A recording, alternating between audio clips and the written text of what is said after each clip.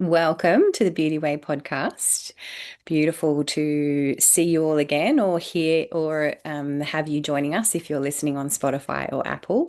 Today we are speaking with Stephanie Banks. It's really beautiful to meet you today, Stephanie's, and thank you for joining us. Mhm. I wanted to share a little bit about Stephanie before we started because Stephanie is a highly sought after intuitive channel, mentor, and guide, and she helps people connect on the soul level. She channels from the perspective of any soul currently on the planet, souls on the other side, purely non-physical beings such as spirit guides, as well as trees, animals, and Gaia. Aw. Connection and communication are the common themes in all of Stephanie's professional endeavours. As a speech language pathologist, a birth doula, a lactation consultant, an infant massage instructor, and intuitive channel. When Stephanie's mother's dementia made verbal communication impossible, she found ways to communicate with her mother's soul, and this was the beginning of her channeling journey. As a conscious channel, Stephanie is both the vessel to receive the messages as well as a guide to provide depth and context for the information coming through. She uses her keen sense of humor, love, and compassion to join her clients in their spiritual experience. And she also mentors clients in discerning their own inner voice of wisdom, enhancing their confidence and self trust, and improving their relationships. And I want to say that, oh, and you're also the author of bestseller Joining Joni, Staying Connected to Your Loved Ones Through Dementia and Beyond. And Stephanie is also currently completing her second book about her spiritual journey. In her TEDx talk, I Am an Intuitive Channel, she shares her unexpected experience with channeling and invites others to discover their own intuitive gifts.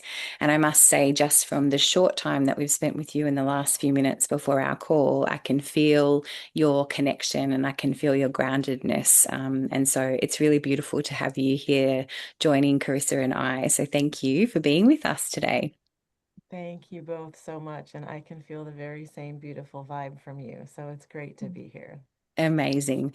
I would actually really love to hear, the dementia journey that you spoke about. It's actually the reason why we're here, why we've moved down to where we've moved to be with my husband's mother. Part of her journey, part of our journey right now is working with that too. And so I'm really curious as to the beginning of this particular journey as a soul guide and channel and how that all started for you. Yes, yes. So, first of all, my heart is with you. I know this walk.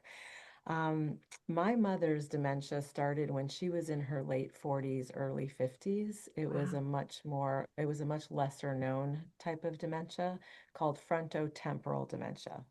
So unusual in that, you think of Alzheimer's and dementia usually in the very elder population, but she was quite young when hers started. And as a result, our relationship was really suffering. In dementia, your pathways are breaking down. So sometimes it's the understanding of language which is impaired, and sometimes it's the ability to express language that's impaired. And it makes it very difficult. It was making it very difficult for us to stay connected. We were having a lot of frustration. We were having a lot of discord, misunderstandings left and right. And it was, sometimes I was dreading, just spending time with my mom. And I loved my mother. This was not the way I wanted to feel around her. So lucky for me, at the time, I had a best friend, and I'm only using past tense because she's on the other side now, but still my best friend, who was a very gifted channel. I never knew what channeling was. I never saw it before. I never experienced it before, but I saw her channel other souls that were here on the planet, meaning that someone could say, I want to hear from my child, or I want to hear from my dog, or I want to hear from the soul of my grandmother who's alive. And these are the questions I want to ask. And she would channel that soul through language, through words. It was amazing. It blew my socks off. And so I thought, well, this could be a game changer for me and my mom. Like, what if I had the chance to ask her soul all the questions that I, wanted to know from her? So I asked my friend, would you channel my mom's soul? She said, of course. We sat outside on her by a little lake that she lived near. We had a fire in a little fire pit. I just will never forget the beauty of the environment and the quiet of the night. And I got to ask the questions that were on my heart, which were like, what do you need from me? How can I support you more?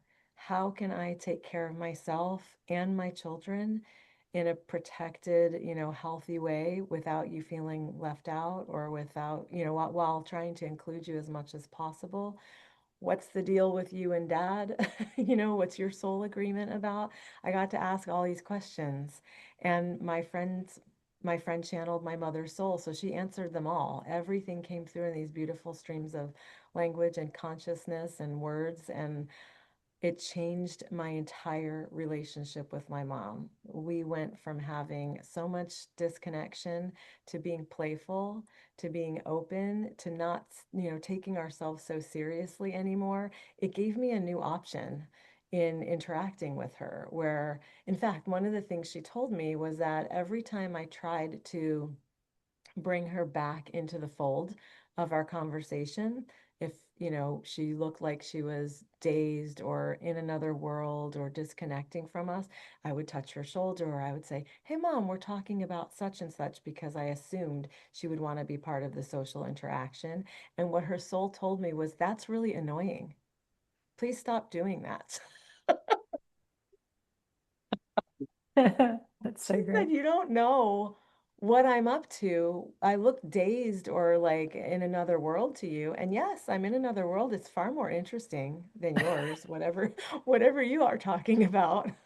So please stop dragging me back into whatever reality you think is the reality. And oh my gosh, that changed everything because I stopped doing that. And she got to just be wherever she was. So that was the beginning. When I realized that channeling could shift this entire relationship, I understood I need to figure out how to do this for myself. And so I started to study and practice and learn. And now I do it and teach others how. Yeah, what a beautiful story. That's really annoying. Yeah. It's actually so beautiful. Like I felt really Thank you. moved by that because I think that there's nobody knows how to deal with it. Mm. Nobody knows how to be with it. My partner works Mhm. works in like support work, and she has a couple of clients that have dementia. And Mhm. even she talks about how some support workers like take their actions really personally, and I'm sure this is the same for family as well. And Mhm. their reactions and sometimes their physical, like whether that be like their expressions and things like that, they take it really personally. Mhm. And she's been working in there for such a long time that she has this ability to be with someone and hold them in this way that she knows it's not about her, and it's just about getting this person as comfortable as they can be. But to hear that, like, it really highlights that there's probably, and maybe we'll go into this, there's probably far more um, like reason to their experience, like beyond the physical. Like we could talk about the health aspects of how we get there and that kind of like thing, but from that more spiritual aspect, hearing that like she's somewhere else having a different amazing experience, even like just has you go, oh, okay, maybe there isn't something wrong with this, which I think is the perception of a lot of people. And so Mhm. that was really beautiful to hear. Thanks so much for sharing. Yeah. Yeah. Yeah, Yeah. I I think, remember. oh, Yeah, you go, Stephanie. I was going to say, Carissa, I think that what your partner is able to do is a skill that we all need to develop. And it doesn't come naturally a lot of times, whether you're an employee or whether you're a family member. We are always trying to like make someone else fit into what we think is the way or what's socially appropriate or acceptable. And with dementia or any cognitive decline, all of that flies out the window, right? Like you cannot hold the same set of standards or expectations. It's just not possible. Mhm. And what becomes important then, the only thing that becomes important then is staying connected. How can I stay connected to this person? It's not going to be by correcting them. It's not going to be by insisting they follow along with our notions or beliefs or even conversation.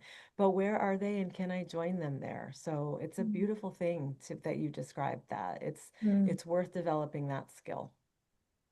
Yeah, I think it's a skill that is so like it is so important, as we've already said. I remember was going to say that I remember listening to a conversation by Wayne Dyer once, and a woman asked him, her husband had dementia, and she said to him, you know, like, this is, it's so bad because I can't speak to him, I can't communicate with him.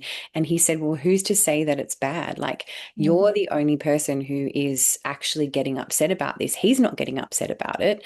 Mhm. You're not in acceptance of the way that things are going, and this is where you get to go into yourself and discover something different for yourself. And I feel that's, you know, that's definitely been my journey over these past 8 or 9 months, is like deeper and deeper layers of acceptance of one's choice, because at some level they are making a choice, and of one's choice to be where they are and to Mhm. allow them to be in that place and support them to be there, because that's their choice, is to be there. And so, yeah, what a beautiful gift, that, you know, your mother offered you, your friend offered you, and that you can now offer others. Yeah. Yeah, it is. It's been beautiful. It has, I mean, channeling affects all arenas of my life. So I highly recommend it. Mhm. And is that what you wrote your book about? Was it about, was Joni your mum? Yes, Oh, yes. So beautiful. that book is a very pragmatic tool for people who are walking with a loved one through dementia. It's not heavily focused on the spiritual at all because I was not as deep in my spiritual work at that time that I wrote it. I more was coming from like a clinician perspective. Here's what's helpful, here's what's not, and some very applicable, pragmatic day-to-day things that we tend to do that aren't really very helpful, and what to do instead of that. So I just like to clarify that because since then, you know, it's been years since I wrote the book, and now everything I do is about the realms and spiritual connection and soul connection and then connecting with Gaia and the natural world. So I wouldn't want people to look into that book expecting that. It's more your day-to-day Mm. I, practical w- application. I was wondering, like, if you wrote that book now, how different it would be. So different. I have so much more richness to add to the experience of my mother now that she's been on the other side for so long. Mm. Yeah, it would be really fun. I'm not going to write that though, just to be clear. But it's also so important because it's a bridge for people who don't necessarily meet, you know, where you are now as well. And so it's still important to get out there for people as well. Yeah, Yes. amazing. And so the work that you're doing as birth doula and working in, with women as well, is that something that you still do?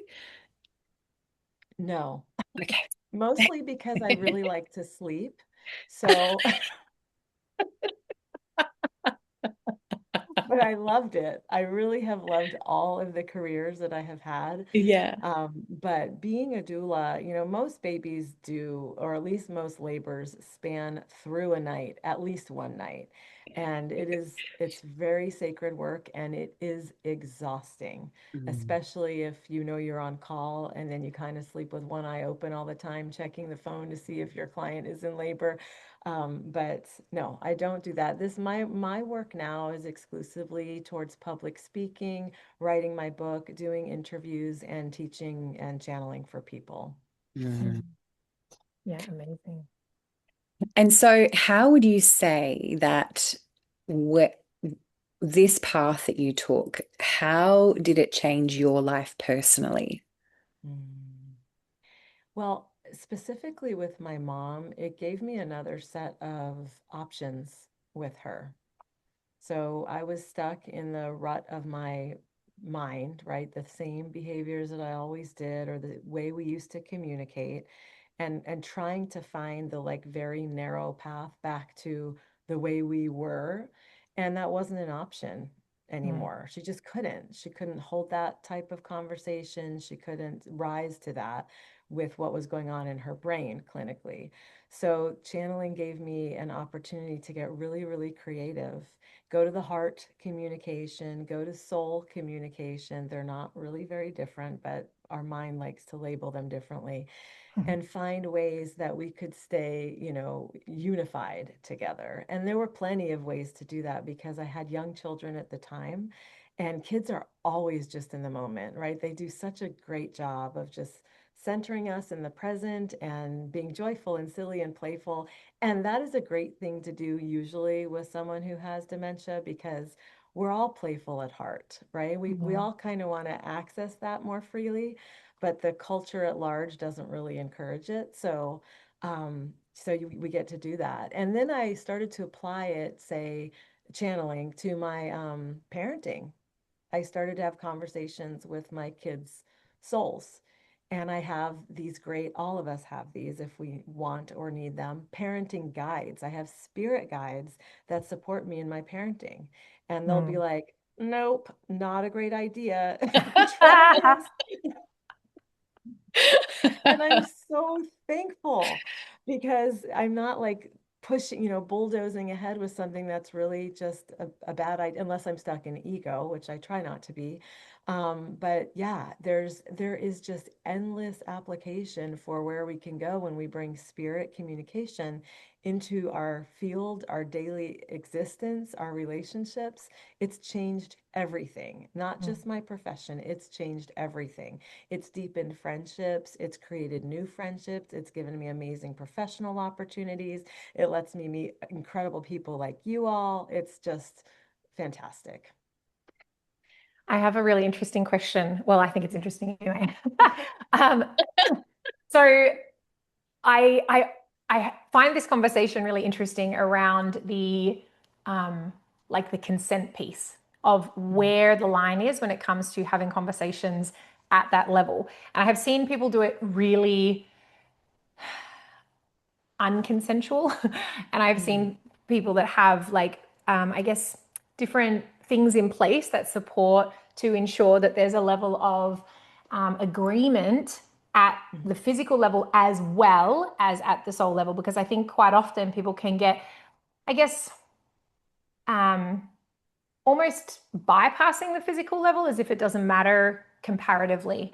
And so I'm really curious for you, like, how do you bridge the kind of physical human agreements with coming into that soul communication that could be seen as sort of bypassing the human aspect of the communication? Obviously with very small non-verbal children there's a layer of that, and of course at a non-verbal or a kind of some form of a disability or some form of a cognitive thing, there's Right. obviously like a different kind of communication that's happening anyway. And in the everything in between, I'm really curious, like what your perspective is on that. Yes, yes, it's an excellent question. So the way I channel and the way I learned to channel was from what's called fifth dimensional consciousness. That's unity consciousness. So that's the realm, the space from which it's just the highest vibrational divine loving frequency. So that assures that there is not going to be anything that's exploitative or harmful or low frequency that comes through. Also, the second piece of that is I have badass self-care, self-love, self-compassion. So the frequency that I must hold in order to channel from that high frequency, they have to be a close match. So this is the work that goes on in between the sessions that I do. In terms of permission, when I'm channeling a soul from fifth dimensional consciousness, they do not come through if they do not give permission to communicate with me. So when that happens, and it's happened a few times, but I've done thousands and thousands of channeled messages. When that happens, I am given a guide on behalf of that soul. So my client or whomever I'm channeling for will still get what they need, even if that particular soul is like, no, thank you. That's not how I want to communicate right now. Now, Mm. when I'm channeling, I'm not doing anything from the human part of it. So I don't, and this is everybody works differently, but I do not ask every human that I'm channeling. That would be impossible actually for me to do that. I'd spend all my time on the phone and no time doing channeled messages. It's okay if we channel you. And how many people are going to say yes because they don't even understand what it really is and that it sounds threatening, right? So from the human personality, mine is stepping aside when I channel. So are the beings, the souls, the energies that I am channeling. There is not the human personality that is in the space of what is coming through. Sometimes it still sounds like them in personality, and usually that's because their soul wants them to be recognized. That it is, hey, it is me, Grandpa, or your son, or whatever it is. But I think what's crucial here is to maintain a high frequency field of love, to be very, very clear with your boundaries, what you are willing and not willing to channel. I am not willing to channel any lower frequency energy. I have guides around me that ensure that, gatekeepers, I call them, so that if somebody is interested in the work, but they're holding a certain frequency that's not a good match for my work, somehow they get deflected. It's magic. It works all the time. There have been two examples where I took clients that were not a good fit for me. And both times my guides said, not for you. And I just ignored it. I was younger. I was believing that I should channel for everybody. So I just pushed past it and I learned. I learned. So it's like I said, it's different. Everybody works differently. But if I have a client coming to me who wants to channel the soul, let's say, of their child, and their child is a cantankerous teenager who, is closing down and not communicating with them at all, I think of it as we're accessing the most loving, wise part of that being to bring love and wisdom through so that this relationship can be whole, so it can be as healthy and as loving as possible. I don't know if that answers your question, but that's the way that I work with it, and the permissions that are granted come through on a soul level. Yeah, I feel like the piece that is most important is intentionality, like Mm-hmm. from what you just shared, because when I've seen people do this in a non-consensual way that I'm receiving it or seeing what's happening is that it's not coming from the purest places within themselves. They're wanting Mm-hmm. to change, fix. They have a perception of the other being wrong. And so, therefore, they're like, well, I'm just going to go sort of over their head and get the answer that's actually true as opposed to actually meeting the human. And I feel like the requirement, if this is going to be a way that you interact, the requirement of your impeccability and your integrity as far as your Yeah. own intentions go. Because even like there are a lot of people that I see channeling that are very much in their ego, and you can feel Yeah. it. And there's an ego of the fact that I can channel as if everybody, that's not available to everybody. And I think that when our responsibility is to come into the purest of place and be the embodiment of that in which we're speaking to, which is what you said, is that fifth dimensional consciousness and that space of love. Because if we can purify our own vessel and be in the embodiment of that, then you are correct. We can meet at that level. But if we're not, then I think that there's distortions in the field. And I don't believe that it's actually coming from the purest places, from the person that is typically wanting to change or shift something. Yeah, when they're coming from that perspective. So yeah, I feel like yes. I Mm, totally agree. I totally mm, agree. And this is not unlike any other field of practice, right? Like you have amazing doctors and you have ones that are like have horrible bedside manner and are not at all good with their, prescribing abilities. So, and in the world of channeling, it's still quite murky because there is not a set standard necessarily of practice. They're still working out in ethics, like a code of ethics, which it's coming along, but we should have that.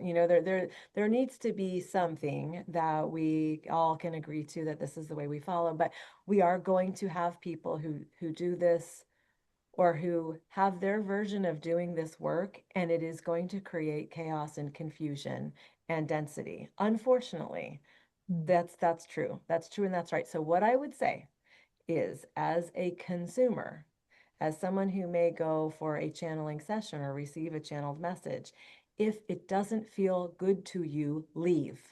mm. Just leave. You don't have to give any excuses. You don't have to make yourself sit and listen to it and try to find, the wisdom, or well, maybe it's that. Don't force anything from yourself. If something doesn't feel good or right, it's likely not coming from love. And you do not have to sit there and endure it or believe it or anything. So just like you would use your discernment for everything else in your life, use it here. Yeah, I love that piece of wisdom. I love that conversation and bringing the intentionality in, Carissa, as well. And because, as we said, there are people out there and who I've been in situations where somebody has said to me, they said this about me, and I'm like, well, that's actually their ego coming through. Mhm. And what I was thinking of was if somebody is attempting to control anything other than their own thoughts, their own words, and their own deeds, then that's not intentional channeling. And I was thinking of the book, The Secrets of Shambhala, which was one of it's a sequel to the Celestine Prophecy. And in that, Mhm. they talk of, they're not precepts, but they're like adjuncts to what they talk about in the Celestine Prophecy, and it's all about impeccability with my own behavior. And every person that I meet, doesn't matter who they are, what they are, and what their intentions are, I'm holding them in that place of their highest intentions. And so, if somebody is like looking to channel, I highly recommend a book like that, The Secrets of Shambhala, to understand the level of impeccability that is required when we're doing something like this. Because it is, as Carissa said, like there's so many levels of consensual, of that, of a consensual nature that we're working with. Absolutely. Yeah. Mm. Yeah, I remember a story when I have a nephew who's 4 years old, and when he was born, he had some complications with his birth, and he was basically deprived of oxygen for a period of time that had him be born unresponsive and had some brain damage. So he has cerebral palsy now. And when he was so he was in hospital for the first kind of, I think it was either 21 or 28 days. It was 3 or 4 weeks where he was like basically placed in an unconscious state so that his body could heal. So they took his temperature all the way down to a lower rate so that his body could heal. And the first time that we did a FaceTime with him, with my brother and sister-in-law in the hospital, he was just lying there and non-responsive. And I remember receiving a message from him, like without, like I wasn't asking or intentional about it. I was just like talking to him through the video. And he asked me to please get in contact with a friend of mine who does a particular type of frequency work and ask if she could work on him. And it kind of reminds me, I guess, of the purity that's available to us. Like, it's one thing when you're a channel and you're working that way, there's a level of intentionality that's required. And when it's just naturally happening within our life, it's kind of there, and we can I mean, anybody could just say that I thought of that at that time. But what was really strange was that I hadn't thought of it. Like it had been like 2.5 weeks, and I hadn't even thought to ask my friend Kerry. And I was like, when he said it to me, I was like, oh, I'm really embarrassed that I hadn't thought to ask her. And he was like, it's okay, but I wasn't ready for it until now. So I actually didn't want you to ask yet. I needed to have this particular experience without it, but now I feel like I'm ready for the support. And it was just really profound to me that type of experience can happen unintentionally. And I think that is where there's like a level of purity in that unintentionality sometimes, because there was no ego, there was nothing in the way. It was just the purity of our souls in connection and my willingness and openness to receive a message from him and know that he doesn't need to be a 5-year-old who talks in order to tell me that, and that his and it's funny because we have a really beautiful relationship now, and I just got to spend Monday and Friday with him this week, and he's nonverbal, and we have so many conversations like all the time. We're like, and I can see his response, and I can feel him as well. And yeah, it's interesting because he was coming through when you were talking about your mother before, and how I have to be really conscious not to answer for him, like when I'm with him, Mm, and like his mhm. therapists are asking him questions because I was taking him to his therapy, and I have to be really like, no, like even if I receive his answer, I need Right. him to answer instead of me, right? And it's really challenge like for my human to be like shh. I think that's such an important point though, because I think when, as a parent, that's also really important of not answering for our children, because we're then getting to offer them the opportunity to have their own sense of autonomy and not project ourself onto them. And that's a level of channeling, I guess, as well, is like I'm channeling the knowing that I need to step back for a moment and let her or him answer for himself. Whereas a lot of parents still won't do that. Yeah, It's one of the hardest things to do. yeah. Yeah.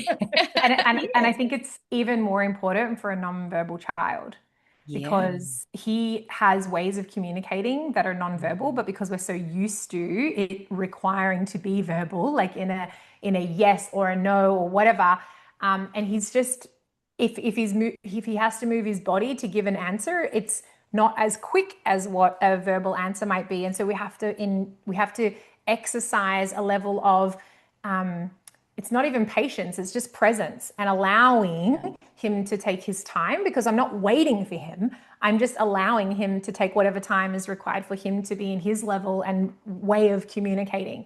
And like, for example, I asked him, I was talking to him in the lift when we were going upstairs, and I was saying to him, "Should we take some videos of you today to show your cousins?" Because I'd been telling him in the car about how I'd had dinner with some of his cousins the night before, and how they were really excited hearing all about his therapy and all these things. And I said to him, "Should we take some videos of you and show them your muscles?" And he goes like this in the and I just like I lost it. I just thought it was the best. And he was like, "Yes, that's what we're gonna do. We're gonna show him my muscles."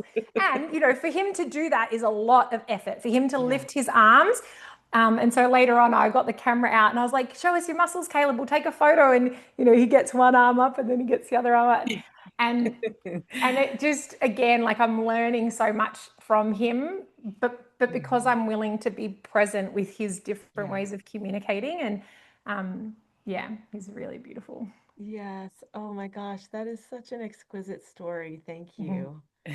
It's really precious. And something you said earlier was that if anyone ever is saying that you need a channeler, right? Like you need someone to channel something for you, that's a lie. You don't. Nobody needs a channeler. Nobody needs me. Most of what I say, my clients are like, "Oh, I knew that. I just didn't trust myself," right? Like that's most of it. Yeah. But we're humans. 100%. We need to have repetition. We also need it to be offered up in a variety of different ways. Sometimes it's just timing, sometimes it's depending on how it comes through or how it lands. But you don't need a channeler. We are all channels. We're all channeling all the time. There's many different forms of it. And yeah, you can channel your nephew, your loved ones, and trust the beauty and love because you can feel it. Your heart knows what's true. I think that's those two words that we've talked about, intentionality and presence. We come back to them so often on this podcast.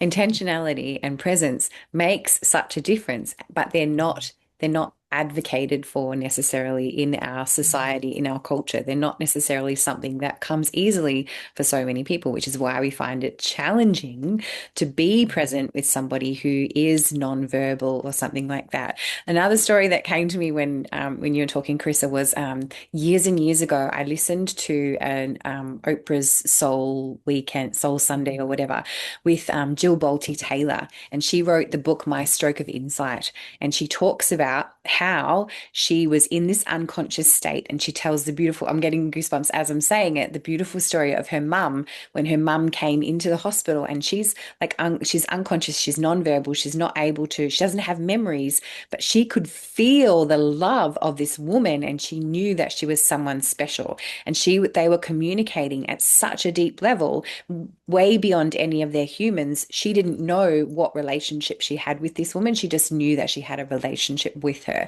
And that's it, we come back to this essence of seeing the person in their hearts, being present with them, and having that relationship. And Mm. this shifts the entire dynamic, doesn't it? Mm.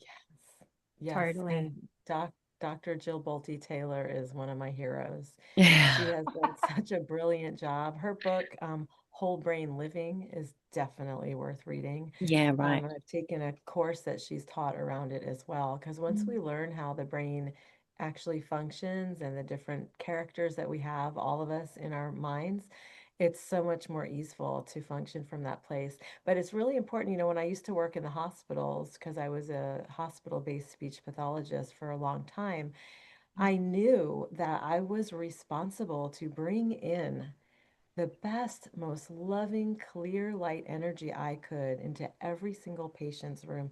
And you can feel a difference. All of us can. And so imagine being a patient stuck in a bed. Maybe you have a head injury. Maybe you have a developmental something, right? Like, who knows what brought you there? But that, like you're describing with Dr. Taylor, that was all she had, was the sense Mhm. of things. Mm. And that's everything. Yeah. Everything. You can be that for someone. Yeah, it's so interesting because the telepathy tapes, which I imagine you've listened to, a lot of the stories come from a lot of the therapists that work with Yeah. the nonverbal kids, whether it be their teachers or their speech pathologists. Like I see the therapists work with my nephew and their level of communication with them when they're really in sync. I'm like, oh Yeah. wow, like you are able to receive his responses in non-physical ways, and I Yeah. always wonder like, I wonder if they're like tapped into that. And I've asked my sister-in-law like how much communication she has with him, because after listening to the telepathy tapes I thought the same thing. I was like, oh my gosh, Caleb totally talks to me. I wonder if he talks to his parents, or if they receive it, right? Like Yeah. that's the thing.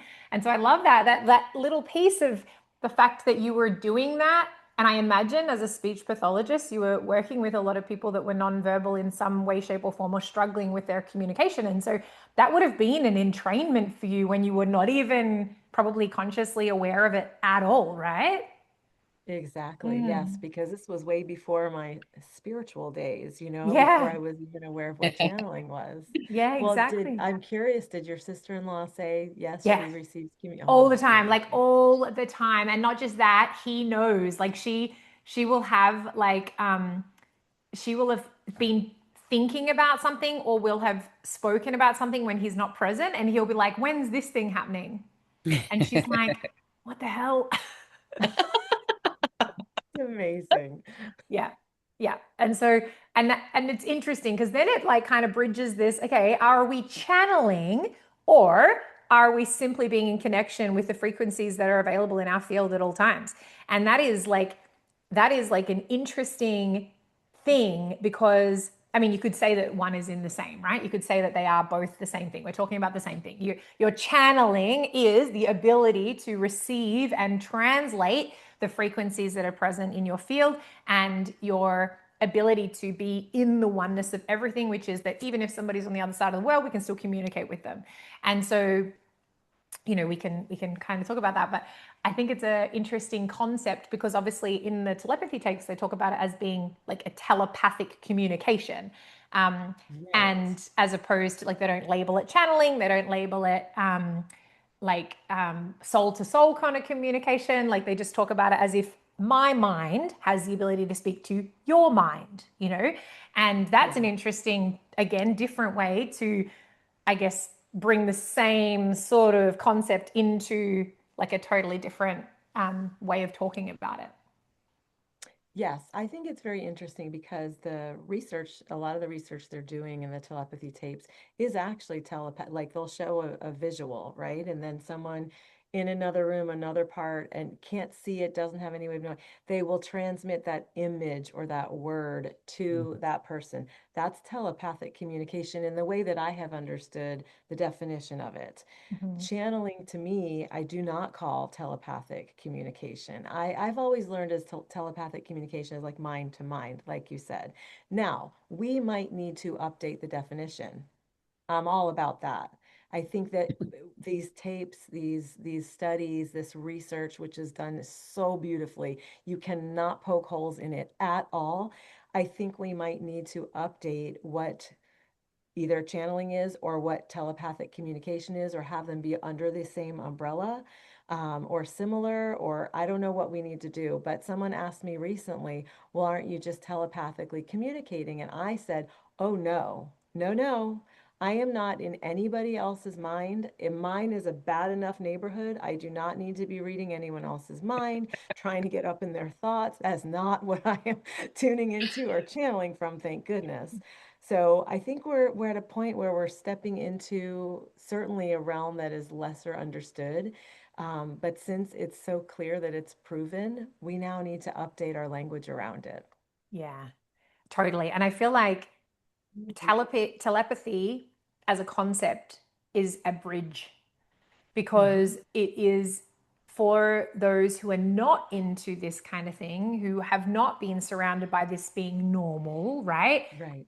Channeling being something woo woo as opposed to something that we just, as a human being, have the capacity to be in communication with consciousness at all times. Telepathy is a perfect bridge. And I think it's really awesome because it does meet the mental level, which I think is what Mhm. is required for the bridging to come to the other side. I know so many people who have listened to the telepathy tapes and have all of a sudden been open to that there's something more than what they think. Yeah. And and I think that, I mean, ultimately I believe that both fit into the category of our capacity to read frequency, and that we are Yeah. always in awareness, whether it's conscious or unconscious, to the frequencies that are in our field. And also, if we consciously tap into a frequency that's not like here, like we're connecting with, somebody that's on the other side of the planet or someone that's passed over or what have you, we have the ability to read the matrix, the information that is in the field at any given time. But of course, that is very hard to explain. And it's funny because when you spoke about the ethics of channeling, I think the same about AI. Like Yeah. it's going further ahead than where the ethics have currently like stabilized. Like Right. the AI, the way that we're interacting with AI, how quickly it's kind of gone to where it is similar to Mhm. channeling, although channeling's been around forever. But there's, as far as the collective consciousness goes, I think you're right. Like there needs to be some really standardized ethics that would be really supportive. And simultaneously, like what's the limitation of standardizing something? Mm, Right. Yeah, that's the tricky line that needs to be established. And mm, yes. yeah. On that point, I'm curious because you said that you've done a TEDx talk and it's I Mhm. am a channel. What are the things, because that is a very broad ranging audience in TEDx, yeah? So you're Mhm. talking to all different levels of consciousness.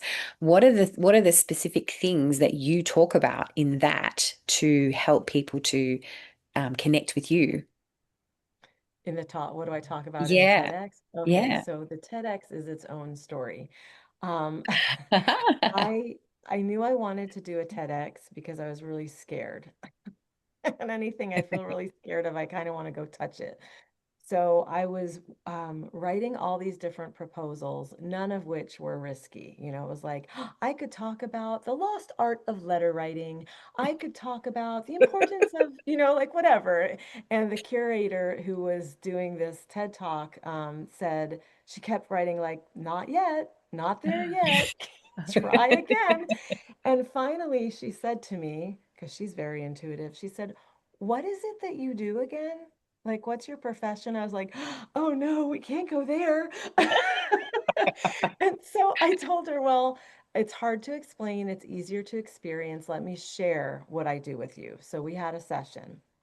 And at the end of the session, she said, this goes in your talk.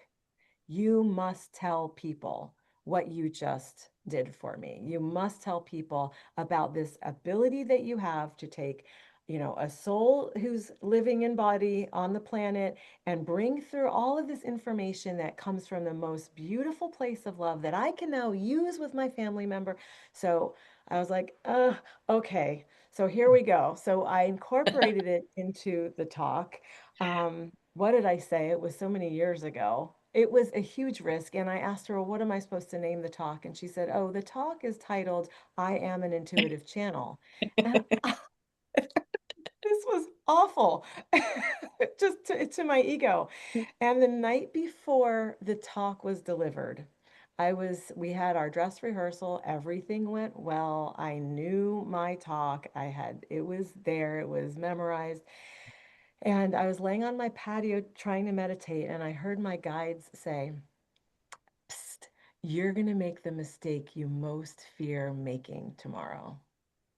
I heard that. And I sat up and I was like, what are you talking about? Because my biggest fear was that I would forget my line. I would forget my talk. I would become overcome with nerves. And they said, yep, that's it. That's going to happen. Oh, And so I stood up, I started rehearsing and rehearsing and rehearsing again, pacing around. And I'm like, nope, I know this. It's not going to happen. The next day, I get to the talk. People are practicing, backstage. They're pacing and they're muttering to themselves their lines. And I asked myself, my higher self, should I rehearse? And my guide said, it's not going to matter. It's not going to make a difference. So I get out on stage, and mind you, part of my talk includes how I was exposed to channeling. It includes my best friend. Her name was Jen. Jen had just been diagnosed with glioblastoma. Despite the fact that she had just had brain surgery, she was at my talk. She was in the audience, and she had a scarf around her head covering her incision. And the part of my talk where I start to speak about her is where I lost my line, is where I just completely became emotional, overwhelmed, and froze. Couldn't think of it at all.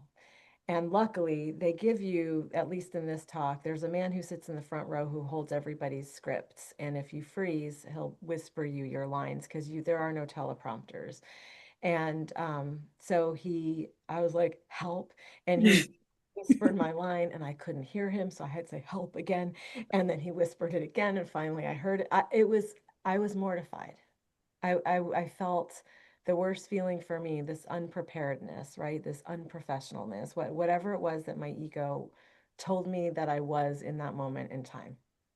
And so after the talk, people gathered around and were talking to the speakers. And my friend Jen gave me flowers and a hug. And I said to her, I cannot believe I forgot my line. And she said, Stephanie, nobody noticed. They were all there with you in the energy that you were bringing, and you brought so much light. She said, look at the people that are lined up to talk to you about their loved one who has dementia or about their beloved who is having a hard time with this or that. So, anyways, that's the story of my I love TEDx it. talk. The So, worst thing that could have happened I survived it, and now I talk about it with a light heart. yeah, I love that. You opened a doorway, Yeah, even though yeah. you forgot your lines. I And you love know it. what? Ted has flagged that talk, which means, yeah, they have put a disclaimer on it because it is spiritual in nature. Really? Yes. And so this this happened years ago, and it said, at first I was upset, like offended, like, how dare you flag my talk? But probably it's just increasing my viewership, right? I would want to see, what did they flag it for? Let me see what this is about. And eventually they'll take that stuff down because this is just how we'll all be existing. We'll all Yeah. be channeling all the time. It won't be weird. It won't be fringe. It'll be natural. And so there will be nothing to flag. Yeah. Mm. I love that you said whenever you've got a fear, you're like, oh, I want to touch that. It's funny, Yeah.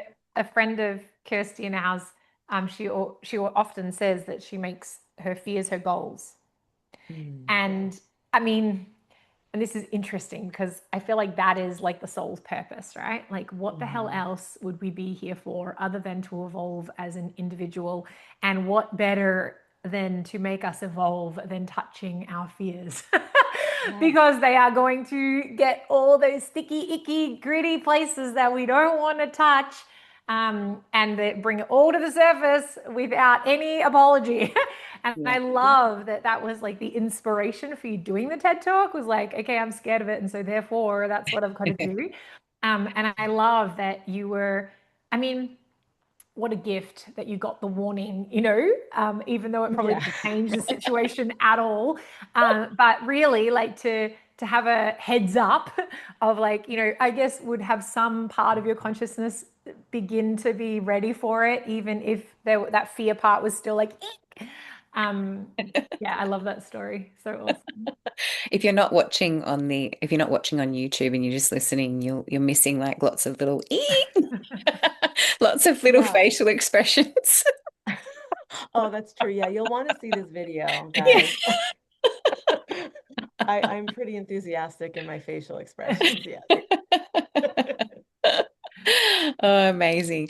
I think that one of the things that I would love for you to talk about before we finish off is for people that are listening, Mm. what are some basic little things that they can focus on or tap into to connect with their own intuitive channel? Mm. So I always say, get out in nature. Get out in nature. We are even our homes, even if they're beautiful, meticulously, curated spaces, we are nature, and we have separated ourselves so much from the natural world. We see like humans and then all other life, or worse, humans and then all other life, which I do know there's no hierarchy, right? We are one part, not the most important part by any stretch, of an intricate web of life. So get outside. Get outside, get yourself to a tree, hug a tree, talk to the plants, talk to the animals. Remember that your animals are messengers. The wild animals in your very backyard or on your sidewalk, those are messengers for you. You can just Google, what's the spiritual significance of a raccoon? You'll find out why the raccoon visited you that day. So it's essential, because once we come back to our true nature, which is nature, then we stop this automatic separation that we do in seeing ourselves as separate from or different from or better than or higher than or more capable of. And that brings us into like a coherence, I would say, with the consciousness, with the whole field. Nature is consciousness. So that's everything. Like if I didn't get out into my garden every single day, if I didn't, I right now have 4 dogs and I cannot wait to get so many more. Like animals are where my heart centers. They are the presence that we were talking about earlier, right? Just pure, positive, loving presence. They're Mm. not worried about what's going to happen. They're not holding a grudge about what you just said or the bad food you gave them or whatever. So anything you can do to center yourself in the present moment, which includes also art. Art is channeling, music is channeling, dance is channeling, cooking is channeling, anything creative for the human mind or experience is a form of channeling. It's divine creative energy flowing through. So I recommend that as well. What channeling is not for me is it is not like dialing in and taking it seriously and come on, try again and try right. You cannot channel under those conditions, and if you are, I'll tell you, you're probably channeling like really unpleasant energy that is just not worth it. So joy, light, presence, nature, these are all essential elements to channeling from love. Mm. Mm. Beautiful. That's pretty simple, really, isn't it? Yes, totally. And dark Yes. chocolate, sorry, I almost forgot. Nature and dark chocolate. Right. Has everyone got Essential, the essential duo. that? Yeah, I mean, I feel like presence is absolute key, because if you're out in nature and you're on your phone, you're going to be missing all the cues, you're going to be missing all the Yes. messages. Mhm. And I feel like the other thing with the presence is, like you said before, people who come to you and go, I already knew that. Mhm. Where are we not listening and trusting Mhm. what we hear? And where are we in the questioning of like, oh, am I just making that up? Yeah. One of the biggest gifts that someone gave to me years ago, one of my beautiful friends, um, she says, your imagination, our reality and our society has made imagination out to be something that is like not true. Right. And It's the most when true thing about us. exactly. And when Yeah. we can come into recognition of that and know that we don't ever like make something up and that we can be in the attunement to the field, I think that when we shift our perspective on what imagination is, then all of a sudden we can shift our capacity to be in belief of it, to be in trust of it, because all of a sudden the imagination of the fairies in my garden is not pretend. Mm. Right. Like there's Yeah, this coupling of imagination and pretend, and that Yep. that is, and I think decoupling those two things is Mhm. creates a whole new reality for people, and then it comes with presence, I think. absolutely. Yeah. You know what else just came to me is Carissa sent me a reel the other day of a woman who was channeling a rock. Oh, I thought of her Oh my before. goodness, that was such a beautiful video. I'm going Yes, to actually, we'll yes, link it to this yeah, yeah, one yeah, yeah, as yeah, an yeah. adjunct to Stephanie's video because, Yes, you're talking about what you're talking about, Stephanie, is exactly what she was doing. She was just yes. sitting out there and she was talking a rock and she talked to a rock and she wrote down what the rock said. And the mind can go, what? This is just so weird. But then when you actually listen to the words and you feel the relationship that she has with this rock, it's profound. I can Yeah. feel it on And my body right now. I thought of her before when you said hug a tree, because she has this thing where she says always ask the tree for permission, because the amount of times she's connected with trees that say I don't want to hug, fuck Yeah, off. that's And annoying. she's like there are grumpy trees out there who do not want to hug, which is Mine totally are fair. not. Well, Mine are not grumpy, but go ahead, well ask it permission. It's very good practice to ask permission for everything, always yes, when you're approaching. Yes. totally. And the way that I see it is, in my experience, I will feel drawn to touch a tree. Now, Mhm. I trust that that drawn to is the connection between me and that tree. Now, if I Mhm. see another tree and I don't feel drawn to touch it, then that could very well be the grumpy tree that's like, just leave me alone today. And the way that I see it is like we all have permission to have a day where we're just not really interested in connecting with somebody, and there's nothing wrong with that. Right? Like we make it wrong, but it isn't. There's another story of that woman. I think she's so awesome, and I love that we're going to link her. I don't actually know her name. I just randomly came across her on Facebook just a couple of days ago. I've watched so many of her videos. She tells this other story about where she talks to a rock that's been painted, Mhm. and she was in the forest and she like listens she's hearing this like, you like pay attention to me, and she's like walking around like, what is it that's trying to grab my attention? Anyway, eventually she comes across this rock and it's painted, I think it was painted like a ladybug or something. She's got a picture of it in her video. And she was, and the rock, she ends up having this conversation with the rock, and ultimately she says like, how do you feel about being painted?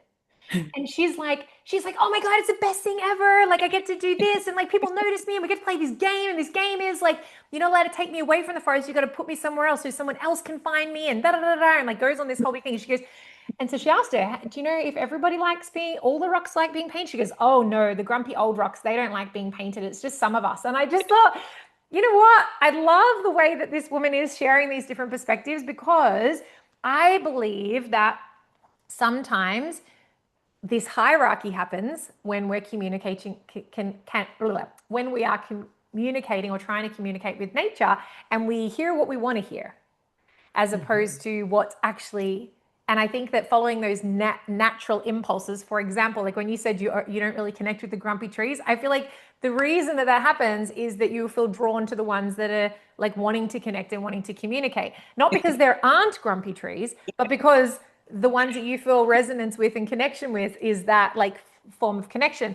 And I think the same is true for all. It's so funny. We were in the backyard, me and my partner yesterday, and she was like picking on our hedges and saying how ugly they were. And I said, "You need to stop saying things like that. Like that's really mean." And then I was looking in the other direction, and I was looking at our water tank that's in the backyard, and I said, "Oh, it's such an eyesore." And then I burst out laughing because it looked at me and was like, you literally just told Nick to not talk about the hedge that way. And then here you are talking about me that way. And I thought that was hilarious because, again, it highlighted where we treat inanimate objects or the perception of their inanimacy that are differently to plant. Like that was where my like level of like the line was, am I treating this thing that is perceived to have no consciousness in a different way to the thing that I do perceive to have consciousness. Why, and actually coming into even more equilibrium in my own like unified field with all beings, whether my perception is that there is life or not. And so anyway, I'm excited that we're going to link her links into the show notes, and we'll send them to you as well, Stephanie. Well, they've done research on this, when you talk kindly to a plant versus when you say hateful words, we see what happens. And the same with water. If you are blessing water, if you are admiring and appreciating water versus what you are like, it reorganizes. It's wild. It's what you can find information on this. It all matters. All of Yeah. it Yeah. matters, the way we We treat not just each other, but all living beings and the beyond. Yeah, several years ago, we actually did our own experiment. We had a workshop and we had people staying in our home. There was about 8 of us in the house, and we cut open an apple and we put them on two opposite sides of the bench.